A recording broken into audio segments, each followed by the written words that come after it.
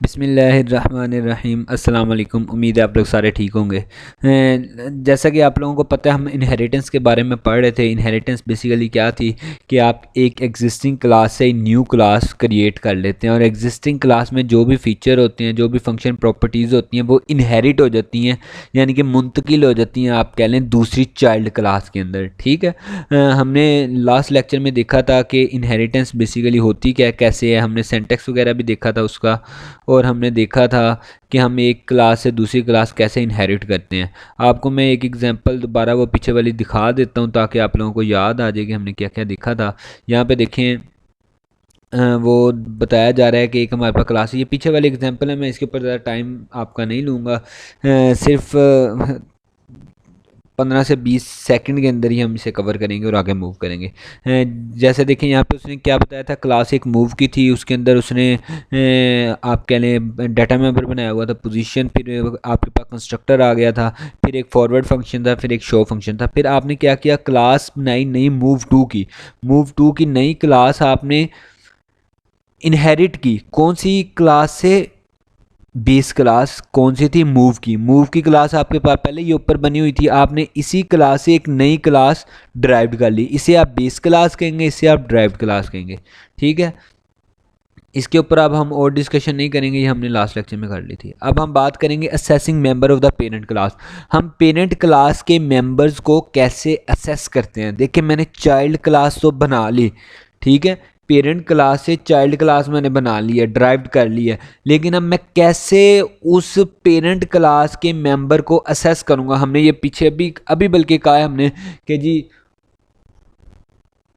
उसके अंदर वो सारी चीज़ें इनहेरिट हो जाती हैं। ठीक है, यानी कि जो एग्जिस्टिंग क्लास के फीचर होते हैं, जो भी उसकी प्रॉपर्टीज़ हैं, एट्रीब्यूट हैं, फंक्शन है, जो भी है, वो चाइल्ड क्लास के अंदर आ जाएंगे, आ तो गए हैं। ठीक है, हमने चाइल्ड क्लास बनाई, उसके अंदर आ तो गए हैं। अब हम उसे असेस कैसे करेंगे, हम उसे यूज़ कैसे करेंगे। ठीक है, ये बेसिकली हमारा आज का टॉपिक होगा। हम देखेंगे उसके अंदर हम कैसे उन्हें असेस करते हैं। अब देखें, पढ़ लेते हैं थोड़ा सा।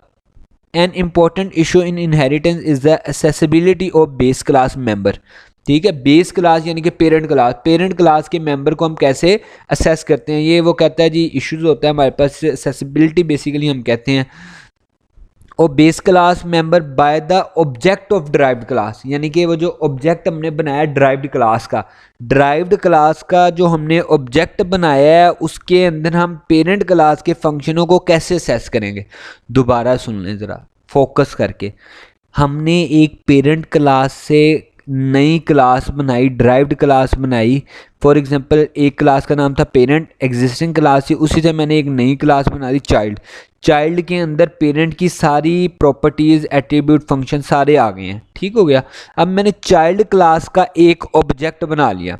ठीक है, चाइल्ड क्लास का एक ऑब्जेक्ट बनाया, उसका नाम मैंने रख दिया obj1। ठीक हो गया।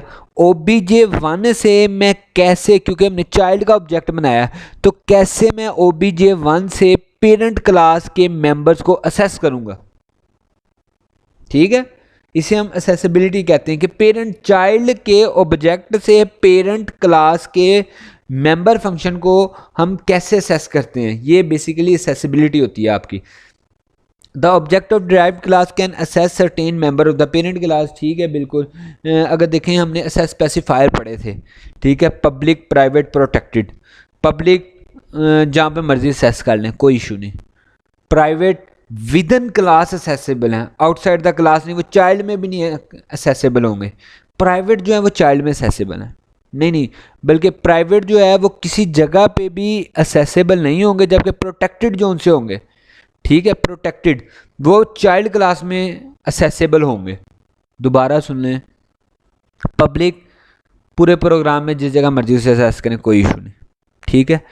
प्राइवेट जो सा आपका असेस आपने वो डाटा मेंबर वगैरह या जो भी बनाया होगा प्राइवेट, जिसे स्पेसिफायर आपने प्राइवेट दे दिया, वो सिर्फ विद इन क्लास असेसेबल होगा, वो चाइल्ड में भी असेसेबल नहीं है। प्रोटेक्टेड की जब हम बात करते हैं तो प्रोटेक्टेड जो है वो पेरेंट और चाइल्ड दोनों में असेसेबल होता है। ठीक है, आउटसाइड द क्लास नहीं होगा, यानी कि किसी और क्लास में नहीं होगा, सिर्फ वो चाइल्ड में और पेरेंट में असेसेबल होगा। प्राइवेट सिर्फ आप कह लें अपनी क्लास में जहाँ पे उसे डिक्लेयर किया गया वहाँ पे असेसेबल होगा, पब्लिक हर जगह असेसेबल होगा। ठीक है। अब हम बात करने लगे हैं assessing constructor of parent class. ठीक है। Assessing constructor of parent class, constructor हमने क्या पढ़ा था कि जो क्लास का नेम होगा वही कंस्ट्रक्टर का नेम होगा, ठीक है। कंस्ट्रक्टर बेसिकली हम यूज़ क्यों करते हैं, अपने डाटा मेंबर्स को इनिशियलाइजेशन करवाने के लिए हम यूज़ करते हैं बेसिकली कंस्ट्रक्टर। उसके बाद हमने देखा था जब भी हम क्लास का ऑब्जेक्ट बनाते हैं तो कंस्ट्रक्टर ऑटोमेटिकली कॉल होता है, ठीक है। कंस्ट्रक्टर आपका ऑटोमेटिकली कॉल होता है, आप उसे कॉल नहीं करते, वो ऑटोमेटिकली जैसे ही ऑब्जेक्ट क्रिएट होता है और वो कंस्ट्रक्टर ऑटोमेटिकली कॉल होता है। इसी तरह हमने डिस्ट्रक्टर के बारे में भी देखा था। अब कंस्ट्रक्टर की बात हुई है इस वजह से मैं आपको डिस्ट्रक्टर की भी बता रहा हूँ कि जब ऑब्जेक्ट डिस्ट्रॉय होता था तो हमारा डिस्ट्रक्टर कॉल हो जाता था। अब हम देखते हैं यहाँ पे कि वो कैसे बता रहा है कंस्ट्रक्टर को हम कैसे असेस करते हैं। The object of the derived class can assess certain constructor of the parent class, ठीक है। ड्राइव्ड क्लास जो है वो पेरेंट क्लास के आप कह लें कंस्ट्रक्टर को कॉल कर सकती है, असेस कर सकती है। It will be use in appropriate constructor from parent class if no constructor is derived class is declare in derived class. देखें, अगर आपने ड्राइव्ड क्लास के अंदर कोई कंस्ट्रक्टर नहीं बनाया तो वो पेरेंट क्लास का कंस्ट्रक्टर ऑटोमेटिकली कॉल हो जाएगा, ठीक है। क्यों कॉल होगा, क्योंकि वो सारी चीज़ें तो उस चाइल्ड क्लास के अंदर, ड्राइव्ड क्लास के अंदर सारी आप कह लें कि इनहेरिट हो चुकी हैं, तो इस वजह से वो पेरेंट का कंस्ट्रक्टर कॉल हो जाएगा। The program in previous example declare an object M of derived class, there is no constructor in the derived class, ठीक है। हमने देखे पीछे वाले प्रोग्राम की वो बात कर रहे हैं, यहाँ पे देखें मूव टू जो थी ये हमने बेसिकली इनहेरिट की थी क्लास, ठीक है। मूव से देखिए मूव टू के अंदर कोई कंस्ट्रक्टर नहीं, ठीक है। यहाँ से लेके यहाँ तक तो ये हमारी क्लास है, इसके अंदर कोई कंस्ट्रक्टर नहीं। जबकि आप मूव क्लास जो हमारे पास पेरेंट क्लास है उसके अंदर देखें कंस्ट्रक्टर है, जी है, ये देखें ये रहा हमारे पास कंस्ट्रक्टर, ठीक है। अब यहाँ पे वो क्या कहता है, ऑब्जेक्ट हमने किसका बनाया था, मूव टू का। जैसे ही हमने मूव टू का ऑब्जेक्ट एम क्रिएट किया तो बेस क्लास जो थी हमारे पास, बेस क्लास, ठीक है, मूव, इसका कंस्ट्रक्टर ऑटोमेटिकली कॉल हो गया ये वाला। क्यों कॉल हुआ, क्योंकि मूव टू के अंदर अब ये सारी प्रॉपर्टीज हैं, क्योंकि वो इसके अंदर इनहेरिट कर दी गई हैं। बात समझ आई है आपके, कि अब मूव टू बेसिकली आप कहें कि ये वाली क्लास और प्लस ये फंक्शन है बेसिकली, क्योंकि वो सारी चीज़ें इसके अंदर इनहेरिट हो चुकी हैं, तो आपका कंस्ट्रक्टर जो है वो कॉल हो गया, ठीक है। यही उसने यहाँ पे बात बताई है। There is no constructor in the derived class, derived class में हमने कोई नहीं था। The compiler automatically use the constructor of the parent class, उसने पेरेंट क्लास का कंस्ट्रक्टर कॉल कर लिया। The object of the derived class can automatically access the constructor of the parent class if derived class declare no constructor and parameter, parent class has a constructor with no parameter, ठीक है। ये वही बातें, इस वजह से मैं तेज़ी से पढ़ा कि हमने ये अभी तो डिस्कस किया, अब इसे क्या आपने पढ़ना हमने।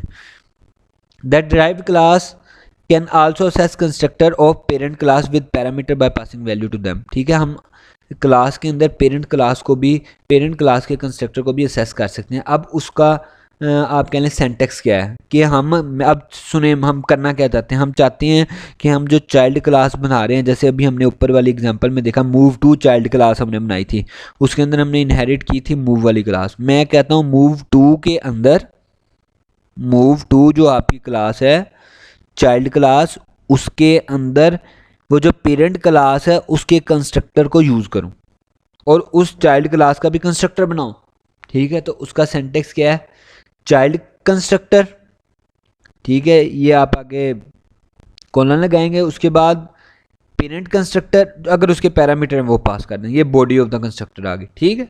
इसकी हम एग्जांपल देखेंगे, आपको सारी बात क्लियर हो जाएगी। ये देखें यहाँ पे ये पेरेंट क्लास हमारे पास बनी हुई है, ठीक है। पेरेंट क्लास उसके अंदर प्रोटेक्टेड हमने रख दिया है एन, यानी कि ये प्रोटेक्टेड रखा है, ये चाइल्ड के अंदर असेसेबल है। अगर मैं इसे प्राइवेट कर देता फिर ये चाइल्ड के अंदर असेसेबल नहीं था। अब पब्लिक मैंने उसका क्या कर दिया, कंस्ट्रक्टर बना दिया एक, ठीक है। कंस्ट्रक्टर आ गया, चाइल्ड जो क्लास का नेम होगा वही आप कह लें कि कंस्ट्रक्टर का नेम होगा। फिर मैंने एक और कंस्ट्रक्टर बनाया parent N P int P.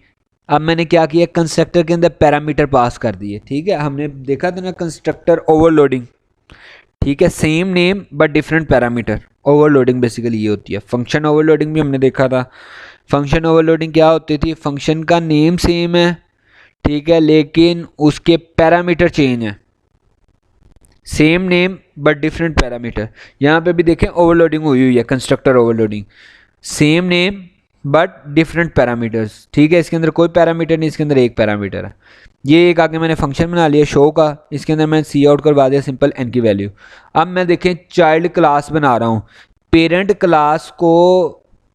Class की मदद से मैं एक नई क्लास बना रहा हूँ। पेरेंट का नाम मेरे पास पहले एग्जिस्ट करती थी, अब मैंने इसे बेस क्लास बना दिया पेरेंट को, और उसका एक चाइल्ड क्रिएट कर दिया। ठीक है, अब बेसिकली काम क्या हुआ है कि जो भी ये सारे फंक्शन हमने पेरेंट के अंदर डिक्लेयर किए हैं, पेरेंट क्लास ये देखें यहाँ से लेके यहाँ तक जो है वो सारी अब चाइल्ड के अंदर शिफ्ट हो गई है। आप कह लें, बात समझ आइए आपको।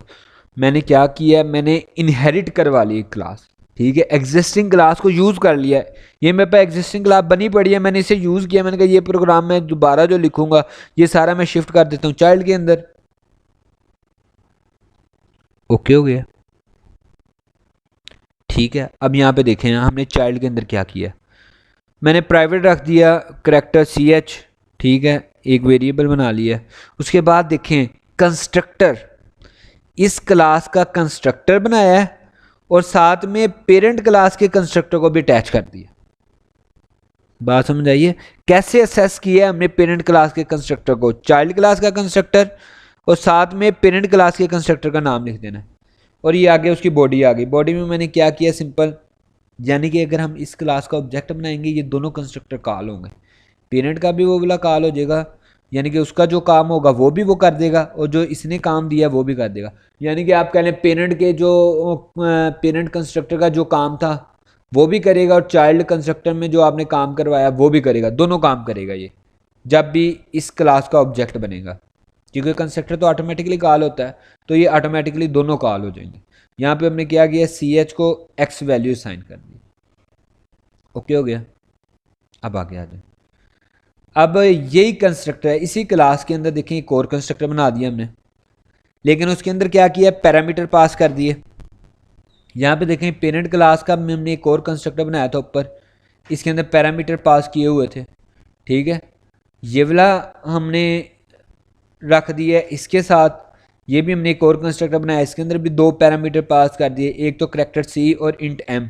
इंट M बेसिकली इसको रिप्रेजेंट कर रहा है कि यार इस ऑब्जेक्ट के, क्योंकि आपको याद होगा जब भी हम किसी ऑब्जेक्ट में यानी कि ऑब्जेक्ट क्रिएट करते हैं और उसके कंस्ट्रक्टर के अंदर पैरामीटर पास हुए हों तो ऑब्जेक्ट क्रिएट करते साथ ही वैल्यू साइन करनी पड़ती है हमें। ठीक है, जैसे ही हम ऑब्जेक्ट क्रिएट करेंगे तो साथ में हमें वैल्यू देनी पड़ेगी। तो हमने यहाँ पे दो वैल्यू देनी है, एक पेरेंट वाले के लिए और एक इसके लिए, क्योंकि ये दोनों कॉल होंगे। बात समझ आ गई है आपको। एग्जाम्पल देखें, अभी हम नीचे कोड देखेंगे और बात सारी क्लियर होती है। कोई भी कन्फ्यूजन हुआ करे आप मुझसे पूछ लिया करें। अब आगे देखें हमने यहाँ पे क्या किया है, सिंपल CH को जो हमने ऊपर डिक्लेयर किया था, ये देखें CH करेक्टर, उसके अंदर यहाँ पे जो भी हमारे पास वैल्यू होगी वो साइन कर दें।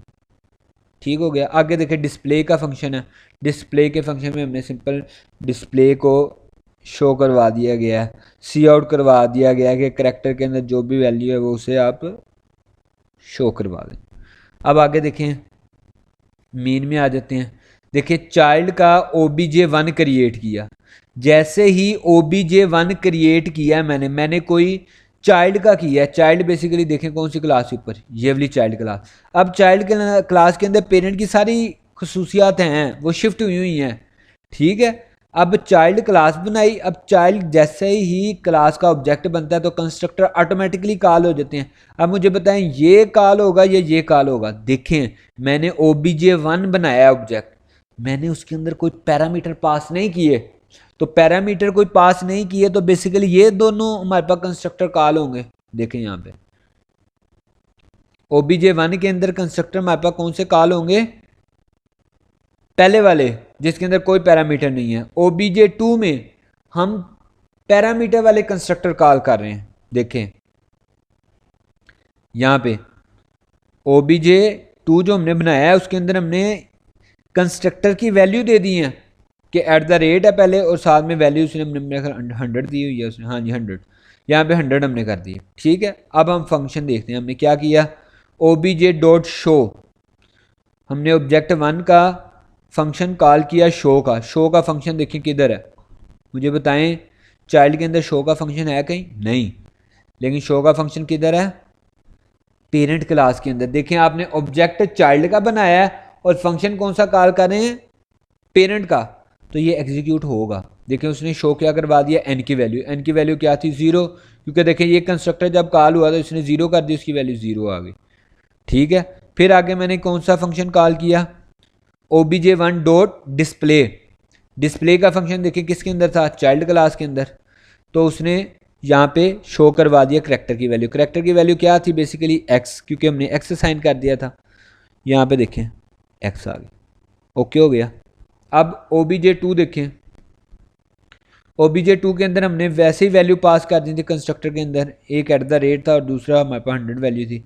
अब मैंने obj2 डॉट शो किया, obj2 के अंदर शो वाला फंक्शन ये, और इसके अंदर देखें पैरामीटर कौन सा पास हुआ है, कंस्ट्रक्टर कौन सा कॉल हुआ है? ये वाला।